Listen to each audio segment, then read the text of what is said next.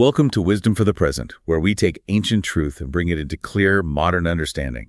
This episode uses AI-generated narration based on human-researched and written material. So imagine a man sitting in the literal ashes of his own ruined life. Right. He is scraping a horrific full-body skin disease with a piece of broken pottery. Just absolute agony. Yeah, it's a brutal image. And he's lost his immense wealth. I mean, his entire livelihood has just been completely wiped out. And then, in a single catastrophic stroke of structural failure caused by a freak windstorm, actually, all 10 of his children have been killed. All 10 at once. It's the portrait of absolute human devastation. And naturally, he is angry. I mean, He is demanding that God show up in a courtroom to explain himself. He wants answers. Exactly. He wants the creator of the universe to take the witness stand and present this, like, line-by-line logical explanation for why this suffering has been allowed to happen to him. And then, well, God actually shows up. Which is wild. Right. But God doesn't bring a lawyer. He doesn't bring a theological flowchart or a legal brief. He brings a Leviathan. Yeah, it is arguably the most dramatic and convention-shattering, really, entrance in the history of world literature. I mean, up to this point, for 37 chapters, the Book of Job basically operates as an exhaustive, and quite frankly, exhausting philosophical debate. Yeah, going in circles. Exactly.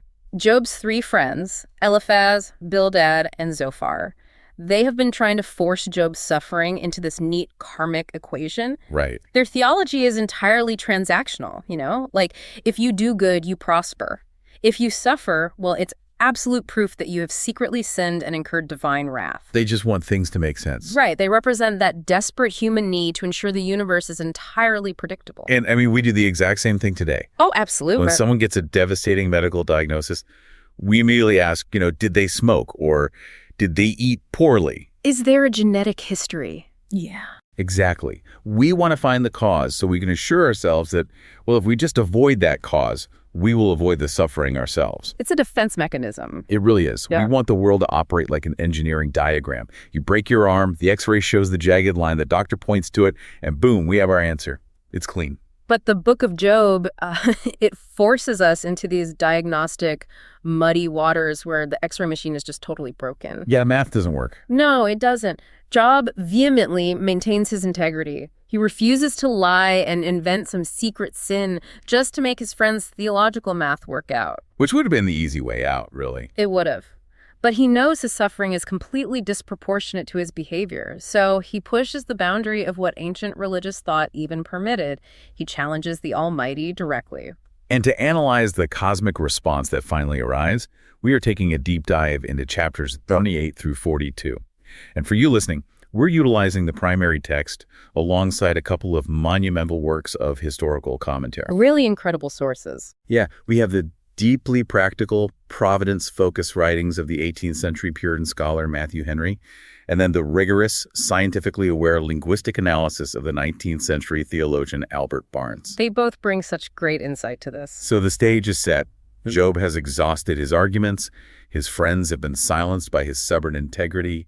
And a young bystander named Elihu has just given this rather aggressive speech trying to defend God's justice. And then the sky darkens. Yeah. The text says, then the Lord spoke to Job out of the whirlwind. It doesn't say God spoke from a throne room or, a burning bush. A whirlwind, a tempest. The Hebrew word used here actually indicates a violent storm. It's a profound physical manifestation of chaotic power. Wow. And Albert Barnes notes that this tempest, it immediately establishes the unbridgeable gap between the human perspective and divine reality. Job wanted a human-level conversation across a desk, He wanted a peer review. Right. But he gets this overwhelming sensory display of infinite scale instead. The storm forcefully recalibrates the terms of the engagement. Job is very clearly not dealing with a peer. And the very first thing God says from that storm is just staggering. He says, who is this that darkens counsel by words without knowledge? It's a total shutdown. It is. Followed by the command, brace yourself like a man. I will question you and you shall answer me. Which older translations render that as gird up your loins. Which has a very specific meaning. Yeah. In the ancient Near East, you girded your loins, you tucked your long robes into your belt for two reasons, right? Hard labor or absolute warfare. Exactly. So God is basically telling Job, you wanted to step into the ring with the Creator, well, tie your shoes, the bell just rang. And Matthew Henry's commentary on this opening is really vital for understanding the entire discourse that follows. Henry points out that God's design here is not to just crush Job with arbitrary power. Okay, so what is the design? It's to humble him with infinite wisdom. You see, Job had been speaking very passionately and often indecently about God's providence. He assumed he had enough data to judge the management of the universe. He thought he had the whole picture. Right. So God's immediate goal is to expose Job's fundamental ignorance. God begins by forcing Job to compare his own microscopic lifespan with God's eternity and his profound impotence with God's omnipotence. Okay, let's unpack this a bit, because this brings up a major point of friction for modern readers, and I want to push back on what God is doing here. Sure. To a modern sensibility, God's response feels like a massive deflection. I can see that. Because, Job's asking a completely legitimate question about justice. Why are my children dead? Why am I suffering when I didn't break the rules? And God responds by asking, where were you when I laid the earth's foundation? Tell me, if you understand. Who marked off its dimensions? Who stretched a measuring line across it? Yeah. Right. It feels like a CEO responding to an employee's valid complaint about a payroll error by asking, do you know how to pour the concrete foundation of the corporate headquarters? No. Then stop complaining. Oh. It comes across as dodging the issue through pure intimidation. It absolutely can read that way if we view it through the lens of modern human resources or democratic accountability. But this actually highlights the core mechanism of God's argument, which Albert Barnes masterfully unpacks. Okay, how does Barnes explain it? Well, Barnes argues that God is not deflecting at all. He is establishing a premise based on scale and complexity. Think about your CEO analogy, but expand it to an infinite degree. Okay. If an employee cannot comprehend the basic physical engineering of the building they are standing in, how could they possibly possess the cognitive capacity to understand the multifaceted, deeply interconnected, century-long economic strategies of the entire global corporation? Oh, I see. So God is essentially saying, you don't even have the vocabulary to understand the answer to the question you're asking. Precisely. And Barnes adds this really critical historical and theological layer. He argues that in the chronological infancy of human society, humanity simply was not ready to comprehend the ultimate adjustments of moral justice. You mean like the afterlife? Exactly. The concept of a final judgment and an afterlife where all inequities are eventually balanced. Those revelations, Barnes notes, were reserved for much later stages of progressive revelation. So he couldn't just give Job the theological cheat sheet. Right, because God cannot simply hand Job a philosophical flowchart of the afterlife that his ancient mind couldn't conceptualize yet. So God must establish Job's trust based entirely on God's character, his power, and the sheer complexity of his creation. That makes the shift to the creation imagery so much more impactful. God talks about laying the earth's cornerstone while the morning stars sang together and all the sons of God shouted for joy. It's beautiful poetry. It is. And to the ancient mind, the stars were often synonymous with angelic beings. The idea is that there was an original audience to the universe being built, an ancient celestial cheering section. And Job was completely absent. Right. It isolates Job in time. He is just a latecomer to a very, very old universe. And then God moves from the earth to the sea, which holds immense mythological weight, right? Oh, massive weight. In ancient Near Eastern cultures, like the Babylonians, the Canaanites, the sea was the ultimate representation of primeval chaos. It was terrifying. It was humanity's greatest terror. It was personified by these monstrous deities like Tiamat or Yam, who had to be violently conquered by storm gods in these epic battles known as the Chaos Scamp. But look at how the author of Job subverts that terror. God doesn't describe an epic, blood-soaked battle with the sea monster here. God describes the ocean as a newborn baby bursting from the womb. Yeah, it's such a striking contrast. He says he swaddled it in thick darkness and clouds, locked it behind doors, and said, "This far you may come and no farther. Here is where your proud waves halt." And that is the theological genius of the text. God takes the most terrifying, chaotic force known to ancient humanity and treats it like an infant that he just wraps in a blanket and puts in a crib. It is an assertion of absolute effortless control. There is no struggle. The chaos is entirely managed. And then God asks if Job has ever commanded the morning. Have you ever given orders to the morning or shown the dawn its place, that it might take the earth by the edges and shake the wicked out of it? I love that imagery. Me too. The mechanism of that metaphor is brilliant. The night is like a blanket covering the earth. hiding the criminals and the corrupt. And the morning light functions like a pair of hands grabbing the corners of that rug and violently shaking the dust, meaning the wicked, out into the blinding exposure of day. It demonstrates that God's physical laws, the rotation of the earth bringing the dawn, are inextricably linked to his moral laws. The light exposes the darkness. Right. Job demanded a trial to expose the truth, yet he cannot even control the physical light that exposes the common thief.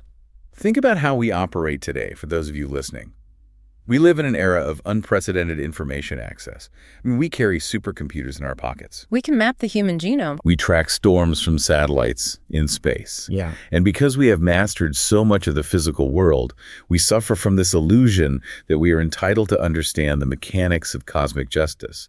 We demand to have our personal tragedies explained to us like a simple math equation. But this text actively denies that demand. It forces us to confront our profound limitations. And that takes a lot of humility. It forces intellectual humility. That is the enduring wisdom here. Right. When you face unexplainable hardship, the text isn't telling you not to grieve. Right. Job's grief is never condemned. Exactly. What is condemned is the arrogant assumption that you possess the vantage point to judge the architect.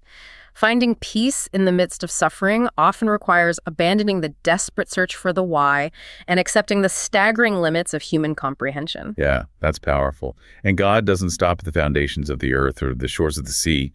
The camera, it pans up.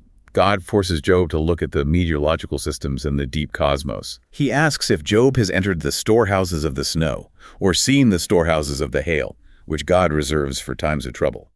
He asks by what path the light is dispersed, or how the east wind is scattered over the earth. This section is just a profound exploration of providence. Matthew Henry's commentary really shines here. What does Henry say about it? Henry observes a distinct philosophical difference between human industry and divine providence. Human industry is entirely utilitarian. We only care for what serves us, right? Right. We irrigate fields to grow our food. We pave roads to travel. But God poses a question that completely shatters that anthropocentric worldview. God asks Job, who cuts a channel for the torrents of rain and a path for the thunderstorm, to water a land where no one lives, an uninhabited desert, to satisfy a desolate wasteland and make it sprout with grass. That is the most staggering verse to me. It rains where there are no people. Exactly. Why does a patch of desert grass hundreds of miles from the nearest human settlement receive life-giving water? Because God cares for it. It has intrinsic value completely outside of human utility. It shatters the delusion that the universe is just a machine built exclusively for our convenience and consumption. And I think we are deeply uncomfortable with a universe that is indifferent to our presence. We always want to be the center of the story. We really do.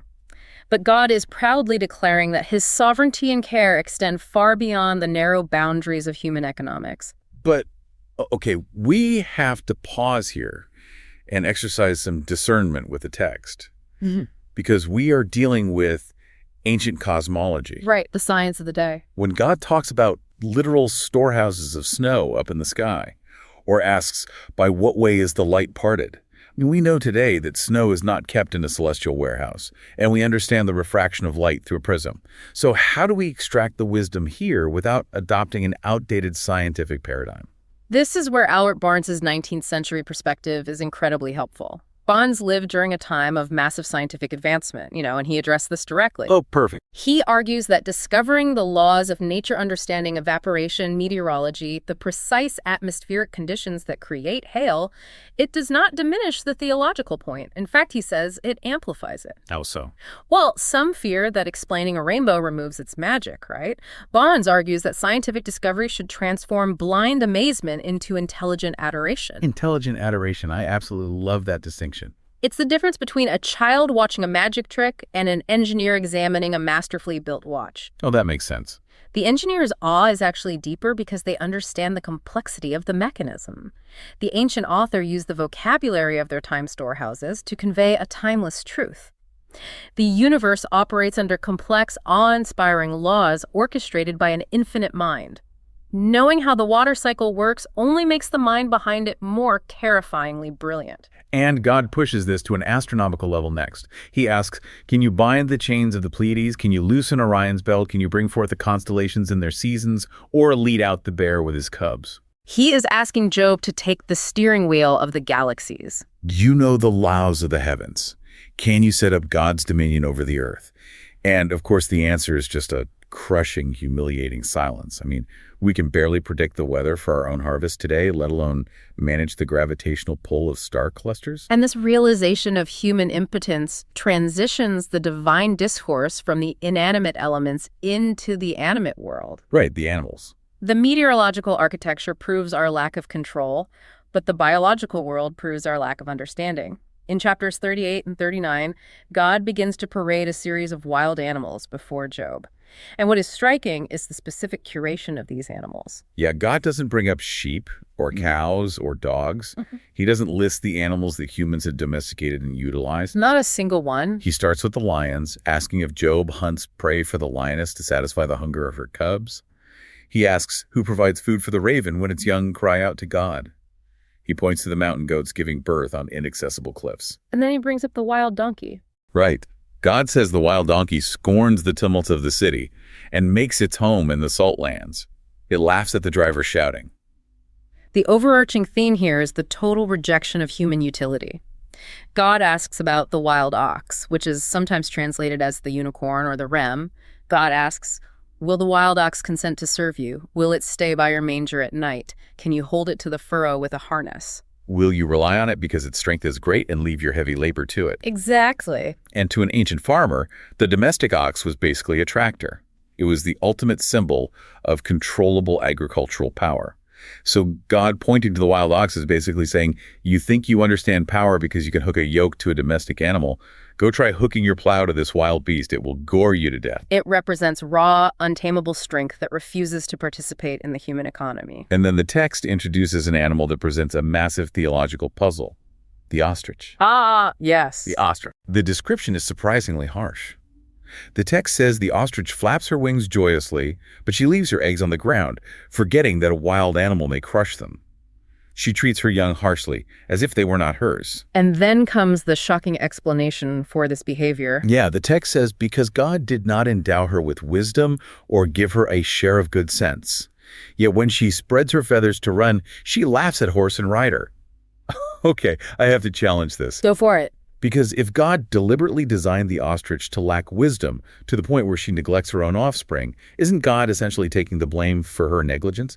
Why would God design something broken and then use it as evidence of his majesty? That is the exact tension Matthew Henry leaned into. Henry views the ostrich as a profound metaphor. She represents those who lack natural affection, those who carelessly expose their young or their own souls to danger. She is the ultimate archetype of foolishness. Oh, okay. But here's the mechanism of the theological point. God is claiming authorship and ownership over the seemingly defective, bizarre, and broken parts of creation. So it's like an anti-design argument. It's a broader view of design. We look at the ostrich and see a biological failure because we project human standards of maternal care onto it. But God says, I made her that way. Oh, I see. She may lack the wisdom of the nest-building bird, but I gave her a balancing grace, a speed that outpaces the fastest human cavalry. She is part of the grand, incomprehensible tapestry. God doesn't just take credit for the noble and majestic, you know. He claims the weird, the foolish, and the baffling, too. Yes. It challenges Job's assumption that he knows what a quote-unquote perfect creation should look like. And from the bizarre, we immediately move to the terrifying. Yeah. The poem about the war horse is one of the most visceral pieces of literature ever written. God asked Job, have you given the horse strength? Have you clothed his neck with a mane? It's so vivid. His proud snorting is terrible. He paws fiercely, rejoicing in his strength. He mocks at fear and is not dismayed. He does not turn back from the sword. At the blast of the trumpet, he snorts, aha! He catches the scent of battle from afar. It captures the terrifying beauty of martial violence embodied in an animal. It is profound. I was thinking about it like this. You can build a machine that is impervious to fear, like a tank, because it's just dead metal. Right. It has no self-preservation instinct. Right. But engineering a living, breathing creature with a central nervous system that actively rejoices at the sound of deadly weapons, an animal that leans into the very thing that should terrify it. That is an architecture of instinct we cannot even comprehend, let alone replicate. God is asking Job, did you program that neurological override? Did you write the code for that courage? And God concludes this biological parade with the birds of prey, the hawk soaring south, and the eagle. But God does not sanitize the eagle. No, who doesn't? He notes that the eagle makes its nest on the craggy cliffs, its eyes scanning for food. And then, the brutal reality. Her young ones also suck up blood, and where the slain are, there is she. It's confronting. We desperately want nature to be this sanitized, Disney-fied meadow where all the animals sing in harmony. We really do. But God points to the predator, drinking blood on the battlefield. It is a harsh comparative insight. And honestly, it aligns with many nature-based wisdom traditions across cultures. The natural world is deeply predatory. The lion hunting the gazelle, the eagle consuming the slain, these are not evil in a moral sense. They're just part of the system. Exactly. They're a part of the vast, complex, and often violent machinery of life and death that God sustains. God feeds the predator just as he feeds the prey. Job has been complaining that the world is cruel and unjust. God shows him that the world is wildly, terrifyingly complex, containing elements that appear deeply cruel to human eyes, yet they operate perfectly within God's sovereign boundaries. Think about how we can apply this to our own lives. As listeners today, we cause ourselves immense psychological suffering when we try to domesticate the wild, chaotic elements of our existence. That's a great point. We try to hook the wild ox to our personal plows. We try to force uncontrollable situations or deeply unpredictable people into our neatly organized furrows. The wisdom here is recognizing what is meant to be managed and what is simply meant to be respected, navigated, or left entirely alone. You cannot force the universe to operate by your domesticated rules. And if Job and the modern listener needs further proof of human impotence, God delivers the ultimate devastating blow in chapters 40 and 41. If we cannot control a wild donkey or a war horse, how can we possibly contend with the absolute apex of primal chaos? God introduces Behemoth and Leviathan. But before he introduces them, God pauses and directly challenges Job's legal ambitions one last time, right? Yes, he does. He says, "Would you discredit my justice? Would you condemn me to justify yourself?" God tells Job that if he has an arm like God's, if he can unleash his wrath and crush every proud and wicked person on earth with a single glance, then God will step down and admit that Job's own right hand can save him. It's the ultimate call-out. And since Job obviously cannot manage the moral universe, God tells him to look at the physical monsters. Look at Behemoth, which I made along with you. The text describes a creature that eats grass like an ox, but its strength is in its loins. Its bones are like tubes of bronze, its limbs like rods of iron. It says it ranks first among the works of God. It is so massive that it remains entirely unalarmed when the raging Jordan River surges against its mouth. Now, historically, there has been massive debate about what these creatures actually are. Some ancient commentators viewed them purely as mythological demons. What do Barnes and Henry conclude? The historical debates, particularly those involving 17th century scholars like Samuel Bochart and Sir Richard Blackmore, are fascinating. Bochart exhaustively analyzed the linguistic roots and argued convincingly that Behemoth represents the hippopotamus, the river horse. Oh, that makes a lot of sense. The anatomy matches perfectly. The bones like brass, the life in the marsh, the lotus plants, and the sheer impenetrable mass. The hippo is a creature that cannot be easily trapped or moved. It represents an immovable, overwhelming obstacle. It lives a life of immense power without needing to prey on others, yet it answers to no human. But then we get to Leviathan in chapter 41. And the poetry shifts from what sounds like a nature documentary into what feels like high fantasy. It gets intense. God asks, can you pull in Leviathan with a fish hook or tie down its tongue with a rope? Can you put a cord through its nose or pierce its jaw with a hook? It talks about his back having rows of tightly sealed shields, but then the text says his snorting throws out flashes of light. Yeah. It says firebrands stream from his mouth, his breath sets coals ablaze, and flames dart from his throat. When he rises up, the mighty ear's terrified. He makes the depths churn like a boiling cauldron. It is incredibly evocative, terrifying language. I mean, I had to ask, are we talking about literal fire-breathing dragons? Yeah.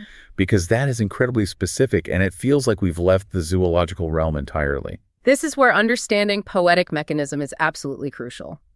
While Bochart and most modern scholars identify Leviathan as the Nile crocodile, noting the impenetrable armor-like scales and the Egyptian context, Matthew Henry provides the key to understanding the fire-breathing elements. Okay, what does he say?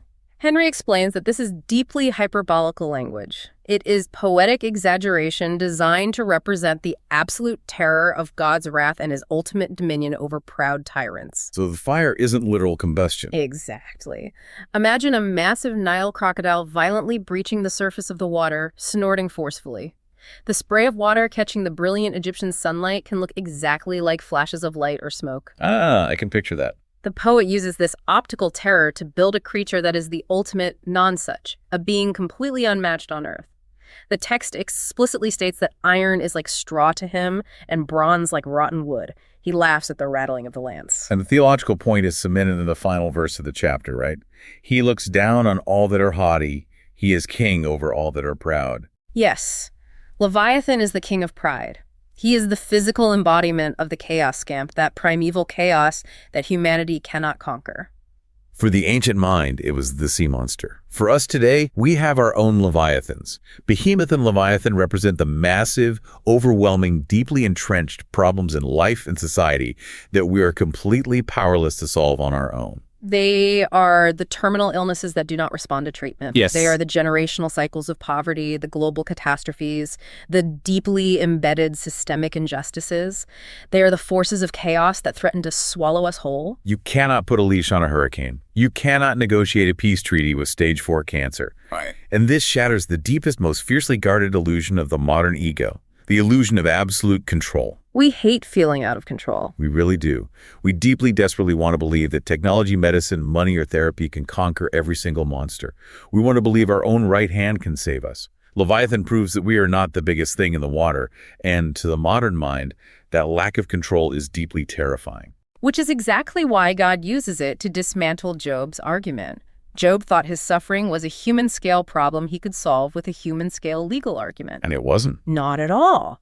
God is showing him that there are forces in the universe so wild, so impenetrable, and so far beyond human management that the only logical, sane response is utter surrender to the one who created them.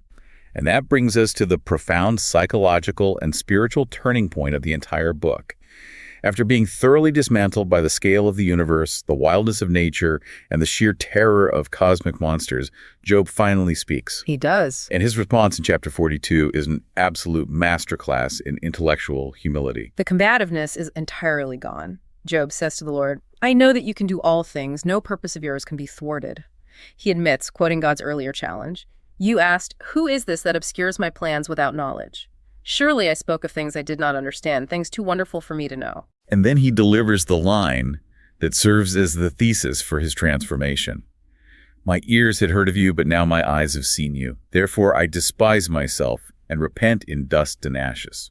We really have to analyze the mechanism of this repentance carefully, drawing on Matthew Henry's profound insights here. It is vital to understand what Job is not repenting of. Okay, what isn't he repenting of? Job is not repenting of the hidden sins his 3 friends accused him of. He is not saying, "You guys were right, I was secretly a thief and that's why my kids died." Oh, that's an important distinction. It is. He maintains his integrity regarding his past behavior.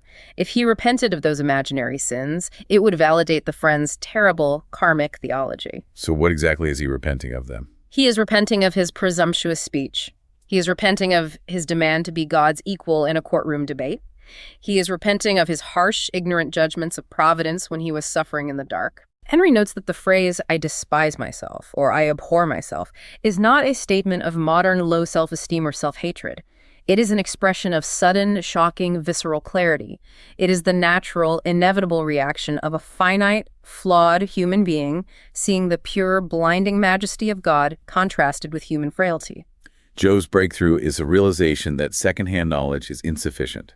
"My ears had heard of you." That represents religious tradition, theology books, the arguments of his friends. It's theoretical. Right. "But now my eyes have seen you."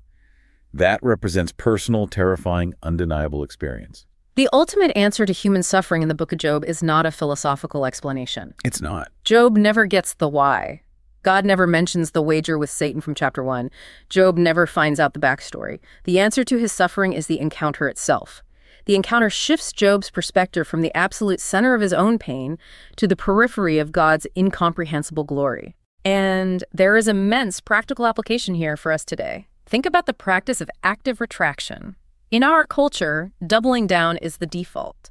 Admitting you were wrong is viewed as weakness. Totally. But Job demonstrates that when you realize you have spoken arrogantly or judged a situation, a person, or the universe without understanding the full context, the most powerful thing you can do is literally lay your hand over your mouth. Just stop talking. Have the immense strength it takes to say, I spoke about things too wonderful, too complex for me. I am unsaying it. I am changing my mind.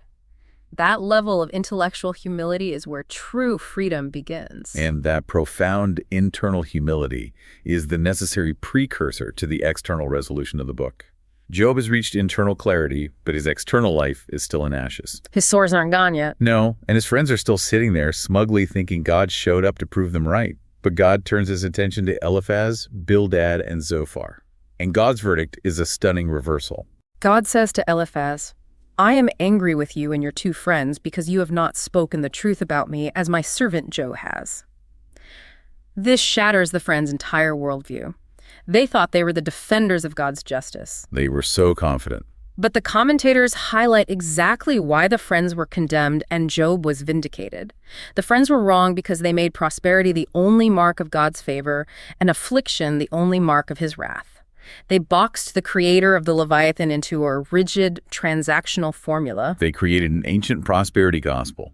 Do good, get rich, suffer, and it proves you are evil. And God absolutely rejects that. God completely rejects the formula, and he vindicates Job because despite Job's complaints, his anger, and his arrogant demands for a trial, Job maintained his integrity. He refused to lie, and most importantly, he brought his anger directly to God. He didn't just complain about God to others, he complained to God. Exactly. He held on to the relationship, fighting with God in the dark, whereas the friends merely held on to a sanitized theological theory about God. And then God provides a very specific, incredibly difficult remedy for the friends. He tells them to take 7 bulls and 7 rams, which is a massive, expensive sacrifice, and go to Job. God says, my servant Job will pray for you, and I will accept his prayer and not deal with you according to your folly. We really have to pause and recognize the staggering psychological weight of this demand. Think about what these 3 men did to Job. It was awful. When he was at his absolute lowest, grieving the sudden death of 10 children, sitting in physical agony, they spent days spiritually abusing him. They told him his children died because of their sins.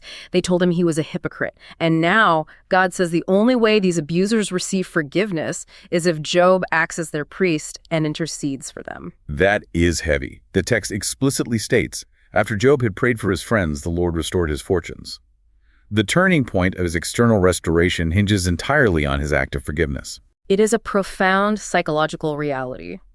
Job's internal captivity to bitterness and the need for vindication against his peers had to be broken before his external captivity to poverty and sickness could be reversed. He had to let it go. He had to absorb the pain they caused him and offer grace instead of retribution. And the restoration that follows is massive.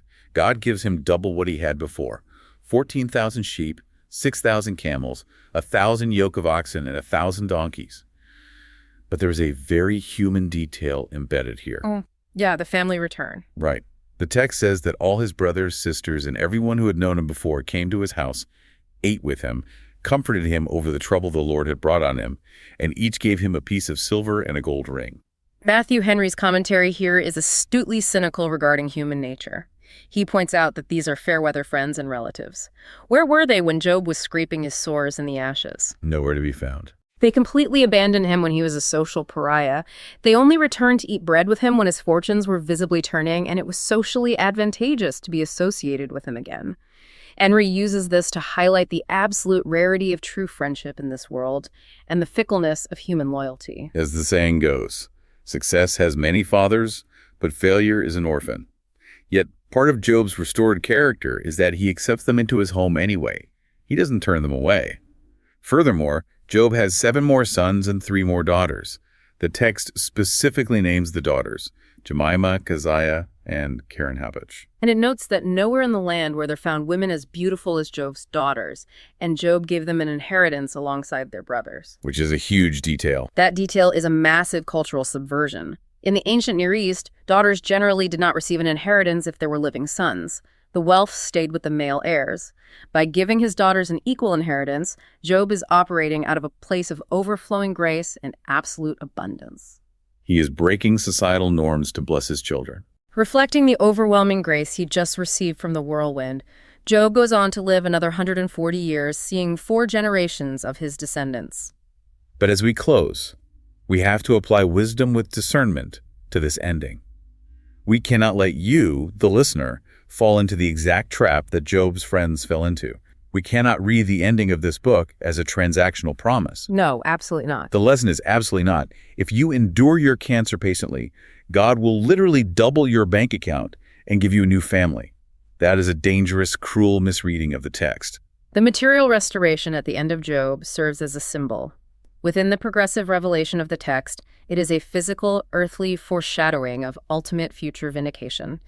In broader theological traditions, it points toward the final restoration of all things, where every tear is wiped away and justice is fully realized. So it's a pointer to something bigger. It is a physical representation in this life of spiritual reality that is often only fully realized in the next. So, for you listening, think deeply about the friends in your life who have spoken poorly of you, or who have deeply misunderstood your pain. Have they offered religious platitudes when you desperately needed silent presence? It's so common. The challenge of Job is asking yourself if you can find the strength to do what he did. Can you find the mechanism within yourself to pray for them, to genuinely wish them well? Because releasing yourself from the heavy captivity of bitterness is often the necessary first step to your own internal restoration. That is the incredibly hard work of wisdom. We constantly want the whirlwind to show up and destroy our enemies. Instead, God shows up in the whirlwind, humbles us with the Leviathan, and then asks us to pray for the people who hurt us. We spend our entire lives demanding that the universe makes sense to us. We want the X-ray of our suffering to be clean, readable, and logical. We want the answers. But what if our deepest, most profound peace comes not when we finally get every question answered, but when we are so thoroughly awestruck by the sheer scale, wildness, and mystery of the universe that our questions simply cease to matter? What if encountering the divine mystery is ultimately far more satisfying than solving the human puzzle? That's the heart of this section. This is Wisdom for the Present, where understanding leads to clarity, and clarity shapes how we see and live. We'll see you in the next episode.